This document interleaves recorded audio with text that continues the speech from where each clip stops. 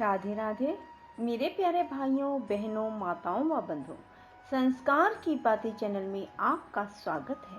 बंधुओं, आज मैं आपको सुना रही हूँ श्रीमद् भागवत गीता का दूसरा अध्याय। बंधुओं, यदि आपने हमारे YouTube चैनल संस्कार की बातें अब तक सब्सक्राइब नहीं किया तो जरूर करें और बेल आइकन दबाना ना भूलें। बोलो कृष्ण भगवान की जय हो। दूसरा अध्याय। संजय बोले कि पूर्वोक्त प्रकार से करुणा करके व्याप्त और आंसुओं से पूर्ण व्याकुल नेत्रों वाले शोक युक्त उस अर्जुन के प्रति भगवान मधुसूदन ने वचन कहा, हे अर्जुन, तुमको इस विषम स्थल में यह अज्ञान किस हेतु से प्राप्त हुआ? क्योंकि यह ना तो श्रेष्ठ पुरुषों से आचरण किया गया है, ना स्वर्ग को देने वाला है, ना कीर्ति को करने वाला है।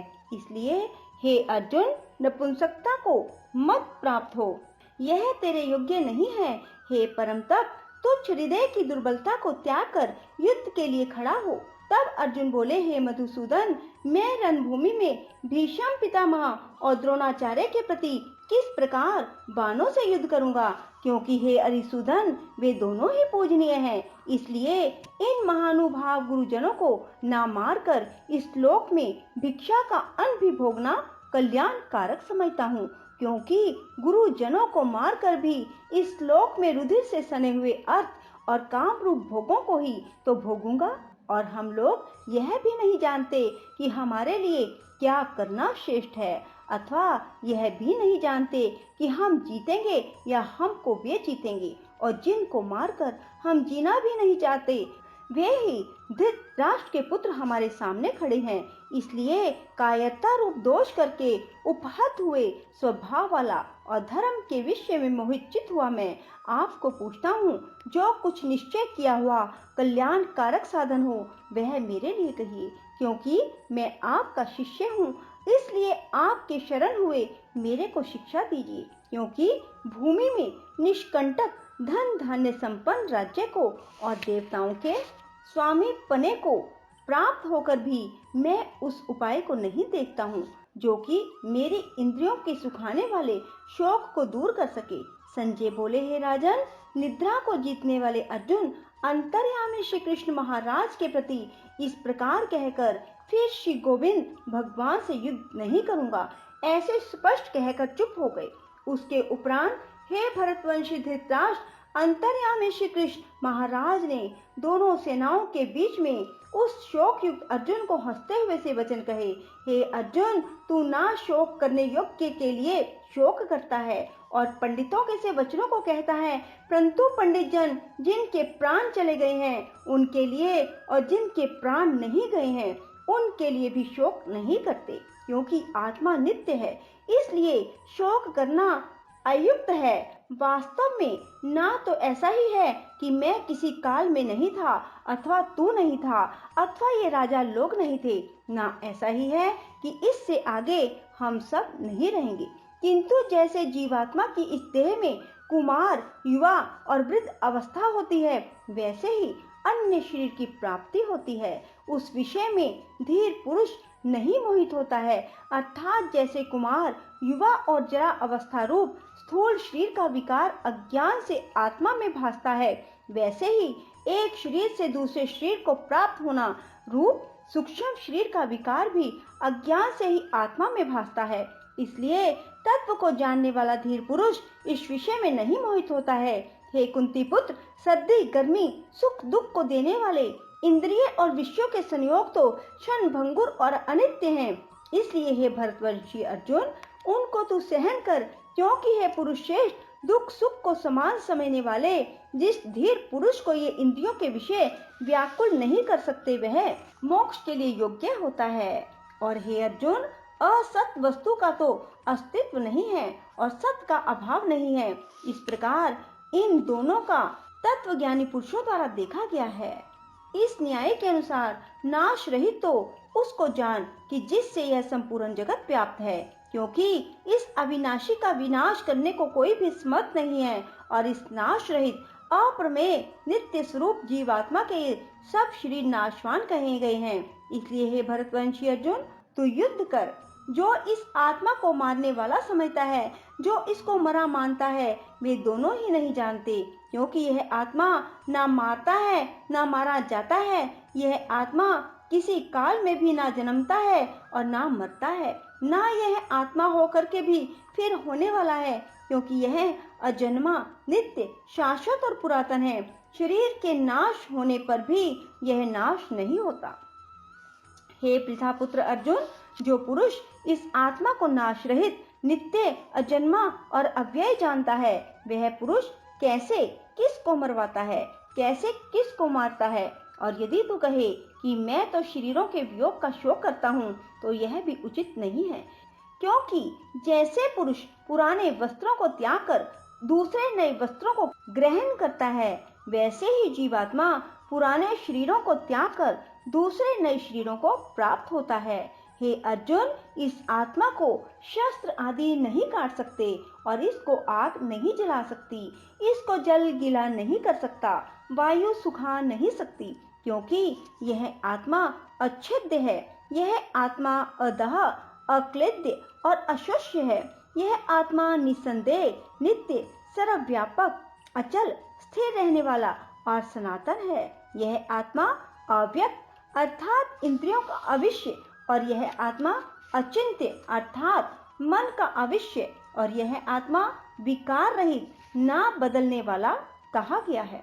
हे अर्जुन, इस आत्मा को ऐसा जानकर तू शोक करने योग्य नहीं है, अर्थात तुझे शोक करना उचित नहीं है। यदि तू इसको सदा जन्मने और सदा मरने वाला माने, तो भी हे अर्जुन, इस प्रकार शोक करने योग्य नहीं है, क्योंकि ऐसा होने से तो जन्मने वाले की निश्चित मृत्यु और मरने वाले का निश्चित जन्म होना सिद्ध हुआ।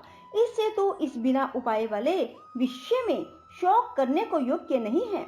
यह भीष्म आदिकों के शरीर माया में होने से अनित्य हैं, इससे शरीरों के लिए भी शोक करना उचित नहीं है, क्योंकि हे अर्जुन, संपूर्ण प्राणी जन्म से पहले बिना शरीर वाले और मरने के बाद भी बिना शरीर वाले हैं, केवल बीच में ही शरीर वाले प्रतीत होते हैं। फिर उस विषय में क्या चिंता। हे अर्जुन, यह आत्म तत्व बड़ा गहन है, इसलिए कोई महापुरुष ही इस आत्मा को आश्चर्य की ज्यों देखता है, वैसे ही दूसरा कोई महापुरुष ही आश्चर्य की ज्यों इसके तत्व को कहता है। दूसरा कोई ही आत्मा को आश्चर्य की ज्यों सुनता है, और कोई सुनकर भी इस आत्मा को नहीं जानता। हे अर्जुन, यह आत्मा सबके शरीर में सदा ही अवध्य है, इसलिए संपूर्ण भूत प्राणियों के लिए तू शोक करने के योग्य नहीं है। अपने धर्म को देखकर भी तू भय करने को योग्य नहीं है, क्योंकि धर्मयुक्त युद्ध से बढ़कर दूसरा कोई कल्याणकारक कर्तव्य क्षत्रिय के लिए नहीं है। हे पार्थ, अपने आप प्राप्त हुए और खुले हुए स्वर्ग के द्वार रूप इस प्रकार के युद्ध को भाग्यवान क्षत्रिय लोग ही पाते हैं। यदि तू इस धर्मयुक्त संग्राम को नहीं करेगा, तो स्वधर्म को, कीर्ति को खोकर पाप को प्राप्त होगा, और सब लोग तेरी बहुत काल तक रहने वाली अपकीर्ति को भी कथन करेंगे। वह अपकीर्ति माननीय पुरुष के लिए मरण से भी अधिक बुरी होती है। जिनके तू बहुत माननीय होकर भी अब तुच्छता को प्राप्त होगा, वे महारथी लोग तुझे भय के कारण युद्ध से उपराम हुआ मानेंगे, और तेरे वैरी लोग तेरे सामर्थ्य की निंदा करते हुए बहुत से ना कहने योग्य वचनों को कहेंगे। फिर उससे अधिक दुख क्या होगा। इससे युद्ध करना तेरे लिए सब प्रकार से अच्छा है, क्योंकि या तो मरकर स्वर्ग को प्राप्त होगा अथवा जीतकर पृथ्वी को भोगेगा। इससे हे अर्जुन, युद्ध के लिए निश्चय वाला होकर खड़ा हो। यदि तुझे स्वर्ग और राज्य की इच्छा ना हो, तो भी सुख दुख, लाभ हानि, जय पराजय को समान समझकर इसके उपरांत युद्ध के लिए तैयार हो। इस प्रकार युद्ध करने से तू पाप को प्राप्त नहीं होगा।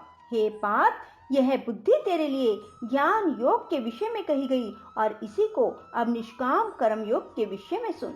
जिस बुद्धि से युक्त हुआ तू कर्मों के बंधन को अच्छी तरह से नाश करेगा। इस निष्काम कर्म योग में आरंभ का अर्थात बीज का नाश नहीं है, और उल्टा फलस्वरूप दोष भी नहीं होता है। इसलिए इस निष्काम कर्म योग रूप धर्म का थोड़ा भी साधन जन्म मृत्यु रूप महान भय से उद्धार कर देता है।